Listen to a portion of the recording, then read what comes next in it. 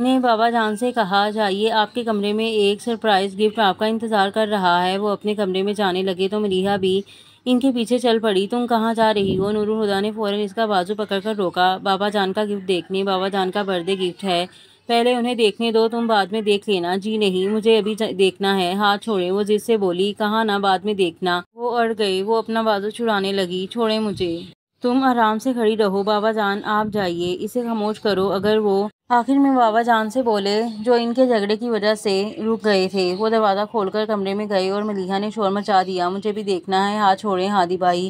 Birth day تو یاد نہیں رہا، اب بڑے آئے ہیں برتھ ڈے گفٹ دینے والے۔ بولنے کے ساتھ ہی وہ دوسرے ہاتھ سے ان کی گرفت ڈھیلی کرنے کی کوشش کرتی رہی، مگر انہوں نے اس کا بازو نہیں چھوڑا تو اس نے اچانک ہی ان کے ہاتھ میں دانت گاڑ دیے۔ نور الہدیٰ نے تڑپ کر اپنے ہاتھ کو جھٹکا، مگر اس کے ہاتھ پر گرفت مضبوط ہی رکھی۔ جنگلی بلی کہہ کر حساب بھی برابر کر دیا، خود ہی ہوں گے جنگلی بلی، بلکہ بلے۔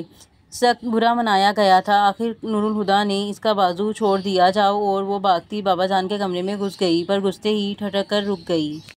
اس نے ہاتھ سے آتش دان پر لگی اپنی بڑی سی فریم شدہ تصویر کی طرف اشارہ کیا تو اس کے پیچھے آتے نور الہدیٰ بولے، یہی تو ہے بابا جان کا برتھ ڈے گفٹ، پر یہ تو میری تصویر ہے۔ وہ اب بھی حیران تھی۔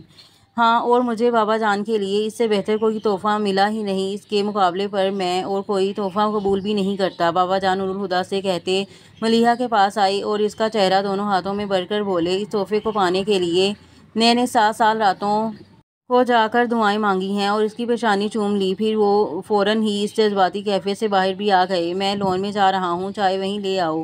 وہ تو چلے گئے، مگر ملیحہ اب بھی اسی کیفیت میں تھی۔ اس نے یاد کرنا چاہا آخری بار کب بابا جان نے اپنی بے ساختہ شفقت کا اظہار کیا تھا۔ سوال کچھ زیادہ ہی مشکل تھا، جواب ہی نہیں آیا۔ نور الہدیٰ نے اسے گم سم دیکھ کر ہلکے سے اس کے سر پر چپت لگائی۔ کہاں گم ہو؟ ملیحہ نے رخ بدلنے کے ساتھ ہی اپنا موڈ بھی بدل لیا، شوخی سے بولی، میں سوچ رہی ہوں ہادی بھائی کہ میری تصویر اچھی آئی ہے، اور یا میں سچ مچ اتنی خوبصورت ہوں۔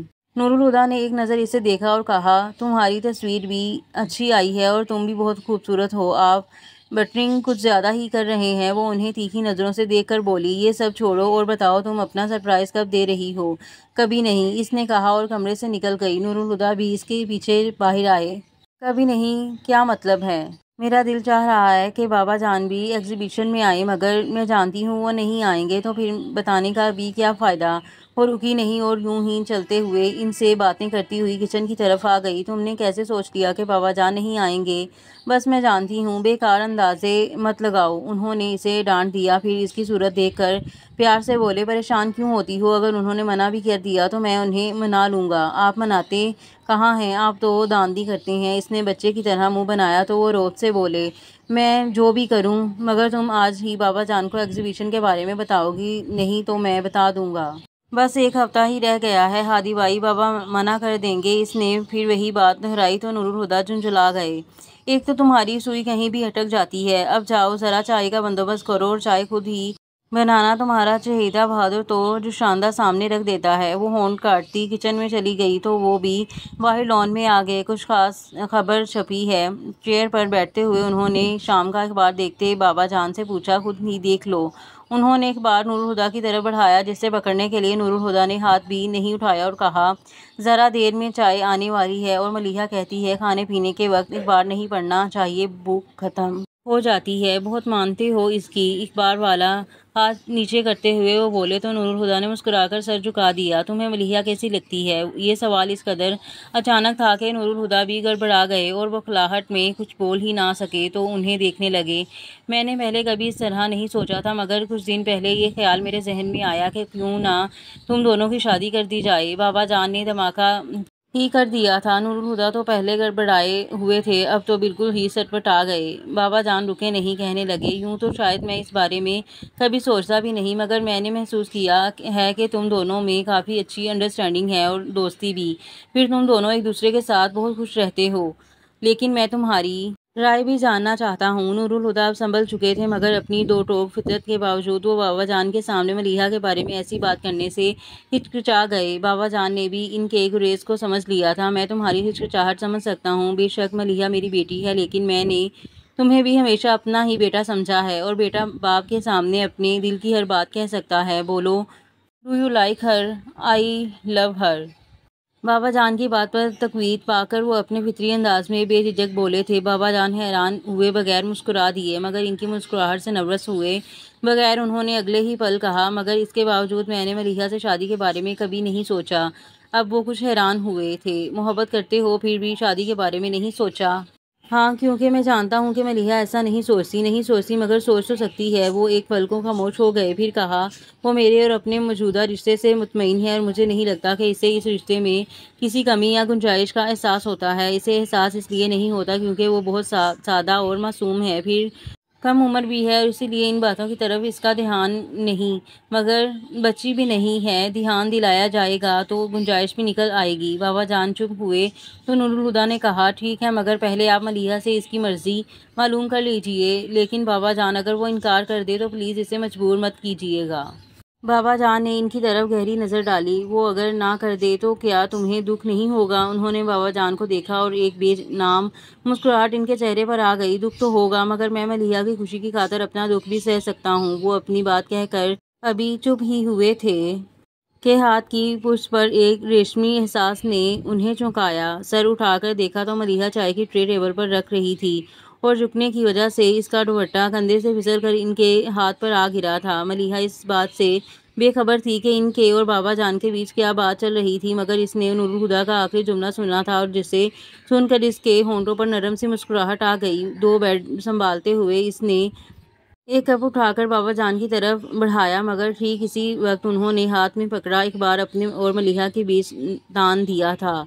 ये अपने चेहरे के तासुरात को छुपाने की एक और लाशौरी कोशिश की। वो नहीं चाहते थे कि मलीहा इनके चेहरे से इनकी और नूरुल हुदा की बातचीत का मफहूम अख्ज़ कर ले, मगर इनकी लाशौरी हरकत मलीहा को ताज़ियाने की तरह लगी थी। तहकीर के शदीद एहसास ने इसकी हसासियत ही सिलब कर ली। नूरुल हुदा को भी बाबा जान का ये अंदाज़ बहुत बुरा लगा था। बाबा जान, वो आपको कब पकड़ा रही है? उन्होंने बाबा जान को मलीहा की तरफ ज़बरदस्ती मुतवज्जा किया। टेबल पर रख दो बेटा, कहकर फिर से अखबार में गुम हो गए। मलीहा ने कप इनके सामने रखा और कुर्सी पर बैठ गई, मगर वो चुप सी हो गई थी। इसकी खामोशी को महसूस करके नूरुल हुदा इससे यहाँ वहाँ की बात करने लगे। इनकी बातों से वो वाकई बहल गई थी। फिर इसे याद आया जो नूरुल हुदा ने इससे किचन के दरवाजे पर कहा था, मगर शायद अब खुद भूल चुके थे। इसने सोचा बाबा जान से बात करे या ना करे। फिर बात करने का सोचकर वो अपनी जगह से उठी। बाबा जान इसके सामने टेबल के दूसरी तरफ बैठे थे। वो घूम कर इनके पास आई और घास पर घुटने टिका कर बैठी इनके घुटने पर हाथ रखकर देखने लगी। बाबा जान ने अखबार से निगाह हटाकर इसे देखा। बाबा जान, आर्ट्स काउंसिल नौ अमूल मुसव्वरों की पेंटिंग्स की नुमाइश करवा रही है और मैंने भी अपना नाम दिया था और पता है मेरा सिलेक्शन भी हो गया है। 17 दिसंबर से 3 दिन की नुमाइश है, आप आएंगे ना? जोश में बोलते इसने आखिरी जुमला आजिज़ी से अदा किया था। तुम जानती हो कि भीड़-भाड़ वाली जगहों पर जाना मुझे पसंद नहीं है, मगर थोड़ी देर को तो आ सकते हैं ना बाबा जान? ये मेरी पहली एग्जीबिशन है और इसी बहाने से आप मेरी पेंटिंग्स भी देख लेंगे। जानते हैं, इस बार मैंने स्टिल लाइफ और लैंडस्केपिंग के अलावा VXFs भी बनाए हैं और कैलीग्राफी तो मैंने पहली बार ही की है। पिछले महीने में मैंने इतने सारे नए कॉन्वेंट्स बना लिए हैं और आपने अभी तक कोई भी नहीं देखा। अगर देखना मकसूद है तो आज एक नशिस्त तुम्हारे कमरे में रख लेते हैं, लेकिन मैं एग्जीबिशन में नहीं आ पाऊंगा। आर्मी लाइफ के दौरान भी पुरहजूम जगहों पर जाना मुझे पसंद नहीं था और अब तो मैं रिटायर्ड लाइफ गुजारने घर तक ही महदूद हो गया हूँ। Anyway, best of luck. वो अपनी बात कहकर उठे और अंदर चले गए। मलीहा की आंखों में कुछ चुभने लगा था। ऐसे में अपने हाथ की पुष्ट पर नूरुल हुदा के मेहरबान हाथ के लम्स को महसूस करके इसे लगा वो रो पड़ेगी और वो रोना नहीं चाहती थी, इसलिए इनकी तरफ देखे बगैर उठकर अपने कमरे में आ गई। आपको ऐसे मना नहीं करना चाहिए था। वो कुछ देर बाद फ्रेश होकर नूरुल हुदा की तलाश में बाहर जाने के लिए लाउंज में आई तो स्टडी से आती इनकी आवाज़ सुनकर रुक गई। मुझे क्या करना चाहिए था और क्या नहीं, मैं अच्छी तरह जानता हूँ। मलीहा ने स्टडी में झांक कर देखा। बाबा जान टेबल के दूसरी तरफ कुर्सी पर बैठे थे और नूरुल हुदा टेबल के सामने खड़े इनसे उलझ रहे थे। आपको अंदाज़ा है बाबा जान, आपने मलीहा को किस कदर हर्ट किया है? वो अचानक ही कितनी चुप सी हो गई थी। आपको थोड़ा सा ख्याल करना चाहिए। वो बहुत हसास तबीयत की लड़की है। बाबा जान को इनका जरा करना अच्छा नहीं लगा था। वो कदरे सख्त लहजे में बोले, तुम मलीहा के मामले में कुछ ज़्यादा ही हसासियत का मुजाहरा कर रहे हो नूरुल हुदा। ورنہ ملیحہ تو اتنی حساس نہیں ہے، میں نے کبھی اسے جذباتیت کا مظاہرہ کرتے نہیں دیکھا، اور جسے تم اس کی ناراضی سمجھ رہے ہو وہ چپ دراصل اس لیے تھی کہ ملیحہ میری بات اور میرے مزاج کو اچھی طرح سمجھتی ہے اور اسے یہ بھی پتہ ہے کہ بحث مجھے پسند نہیں۔ اب تم یہاں سے جا سکتی ہو۔ وہ کسی گنجائش کے بغیر بولے تھے۔ نور الہدیٰ باہر نکلے تو ملیحہ دروازے میں کھڑی تھی۔ وہ اس سے کچھ کہے بغیر اپنے کمرے میں جانے لگے تو ملیحہ نے پیچھے سے انہیں پکارا، ہادی بھائی، آپ دوبارہ بابا جان سے اس بارے میں بات نہیں کریں گے کیوں؟ انہوں نے مڑ کر کہا تو وہ عجیب سے لہجے میں بولی، آپ نے سنا نہیں، میں بابا جان کے مزاج کو اچھی طرح سمجھتی ہوں۔ نور الہدیٰ کے لاشعور میں کوئی اسپاٹ ہوا تھا۔ وہ 2 قدم اس کے قریب آ کر بولے، بابا جان تم سے بہت پیار کرتے ہیں مگر پرواہ نہیں کرتے۔ اپنے آپ ہی اس کے لہجے میں شکایت در آئی تو نور الہدیٰ نے اسے سمجھانا چاہا، بھلا وہ تمہاری پرواہ کیوں نہیں کریں گے؟ میں نے ان سے یہ سوال کبھی نہیں پوچھا۔ اگر کبھی آپ کو موقع ملے تو میری طرف سے بابا جان سے پوچھ لیجیے گا۔ دیکھو تم بس ہادی بھائی، اس نے ہاتھ اٹھا کر انہیں چپ کرا دیا، اب آپ اس بارے میں کوئی بات نہیں کریں گے، نہ مجھ سے اور نہ بابا جان سے۔ وہ اس کی بات کا برا منائے بغیر اسے دیکھ کر ستائش سے بولے، زبردست بھئی، آج لگا کہ تم بابا جان کی بیٹی ہو۔ ملیحہ جانتی تھی کہ وہ اسے ریلیکس کرنے کی کوشش کر رہے ہیں، پھر بھی ہلکے سے مسکرا دی۔ نماز سے پہلے ایک چھوٹی سی اختتامی تقریب کا اہتمام کیا گیا تھا جس میں ملک کے نامور مصور مہمان خصوصی مدعو تھے۔ وہ تقریر کر چکے تھے۔ منتظمین میں سے کوئی صاحب مائک پر آئے اور اختتامی الفاظ کے ساتھ تقریب ختم کرتے ہوئے مہمان خصوصی سے ربن کاٹ کر نمائش کے باقاعدہ آغاز کرنے کی درخواست کی۔ نور الہدیٰ کو آرٹ سے کوئی دلچسپی نہیں تھی، پھر بھی وہ ملیحہ کے ساتھ تھے۔ ہال میں شائقین کے علاوہ صحافیوں کی بھی بڑی تعداد موجود تھی جو مصوروں سے انٹرویو بھی لے رہی تھی۔ کچھ صحافیوں نے ملیحہ سے بھی چند سوالات کیے۔ وہ ان سے بات کر رہی تھی کہ نور الہدیٰ ان کے کان میں بولے، ذرا سائیڈ میں آ کر بات سننا۔ وہ ایک نسبتاً الگ تھلگ گوشے کی طرف آ گئے۔ ملیحہ بھی صحافیوں سے معذرت کرتی اس طرف آ گئی۔ کہیے ملیحہ، مجھے جانا ہوگا۔ کوئی ضرورت نہیں ہے، اس نے فوراً ہی منع کر دیا۔ ملیحہ، سمجھنے کی کوشش کرو، فیکٹری کی کنسٹرکشن کا کام شروع ہو چکا ہے اور مجھے روزانہ 1.5-2 گھنٹے وہاں دینے ہی پڑتے ہیں۔ ملیحہ کا دل تو نہیں چاہ رہا تھا کہ نور الہدیٰ جائیں مگر ان کی مصروفیت کا بھی اسے اندازہ تھا، اسی لیے بادل نخواستہ اجازت دیتے ہوئے بولی، اچھا ٹھیک ہے مگر 4 بجے تک آ جائیے گا، کہیں میں گھر جانے کے لیے آپ کا انتظار ہی کرتی رہ جاؤں۔ 3 بجے ہی آ جاؤں گا۔ وہ اجازت ملنے پر خوش ہو کر بولے، پھر سنجیدہ ہوتے ہوئے بولے، لیکن تم ناراض تو نہیں ہو؟ اسے ہنسی آ گئی۔ نہیں بابا، ناراض کیوں ہوں گی؟ کیا مجھے آپ کی مصروفیت کا علم نہیں؟ لیکن آپ میری ناراضی کے خیال سے اتنا پریشان کیوں ہو جاتے ہیں؟ کیا اسٹیمپ پیپر پر لکھ دوں کہ آپ سے کبھی ناراض نہیں ہوں گی؟ سوچ رہا ہوں لکھوا ہی لوں، کیا پتہ کسی دن تم ناراض ہو ہی جاؤ۔ وہ بھی مذاق سے بولے، پھر کہا، اچھا میں چلتا ہوں، اللہ حافظ۔ وہ ملیحہ کو سر تھپک کر چلے گئے تو ملیحہ بھی اپنی بلیک ساڑی کا پلو ٹھیک کرتی کونے سے نکل آئی۔ کیمرے کا فلیش چمکا تھا۔ اب تک کئی صحافی ملیحہ کی تصویر کھینچ چکے تھے، اس لیے اس نے دھیان نہیں دیا۔ فلیش پھر چمکا، تیسری بار، چوتھی بار۔ جب 5واں بار فلیش چمکا تو ملیحہ نے چہرے پر آئے بال سمیٹے ہوئے اسی طرف دیکھا اور تیز روشنی سے اس کی آنکھیں چندھیا گئیں۔ روشنی کے بادل چھٹے تو ملیحہ وجدان کو اپنے سامنے دیکھ کر حیران رہ گئی۔ وجدان کیمرے کا اسٹرپ گلے میں ڈال کر اس کے پاس آ گیا۔ السلام علیکم۔ وعلیکم السلام، کیسی ہیں؟ ٹھیک ہوں، وہ کہہ کر چپ ہو گئی تو وجدان کہنے لگا، اخلاقاً تو آپ کو بھی میرا احوال دریافت کرنا چاہیے، پر چھوڑیے، ان رسمی باتوں میں کیا رکھا ہے، صحیح کہہ رہے ہیں۔ وہ شرمندہ ہوئے بغیر بولی۔ وہ محفوظ ہو کر ہنستا اس کے پیچھے دیوار پر لگی تصویر کو دیکھنے لگا۔ ملیحہ، اس نے پہلی بار ملیحہ کو اس کے نام سے پکارا تھا۔ وہ سحر زدہ سی اس کی چوڑی پشت کو دیکھ کر بولی۔ وجدان نے پلٹ کر اس سے پوچھا، یہ تصویر آپ نے بنائی ہے؟ ملیحہ نے ایک نظر اس پینٹنگ کو دیکھا اور کہا، ہاں۔ پھر پوچھنے لگی، کیسی ہے؟ اس کے پوچھنے پر وجدان غور سے اس پینٹنگ کو دیکھنے لگا۔ پینٹنگ کیا تھی؟ لگتا تھا اس 3 فٹ لمبے اور 1.5 فٹ چوڑے فریم میں درد کی اذیت ناک کیفیت منجمد ہو کر رہ گئی تھی۔ خشک زمین پر ابری لکیریں ان کی بیاض کی گواہ تھیں اور ایک سوکھا درخت جس کی خوب پھیلی بنجر شاخوں پر کوئی خشک پتا تک نہیں تھا، مردہ زمین کے سینے پر یوں گڑا تھا جیسے خود اپنے ہی حال پر نہو کناں ہو۔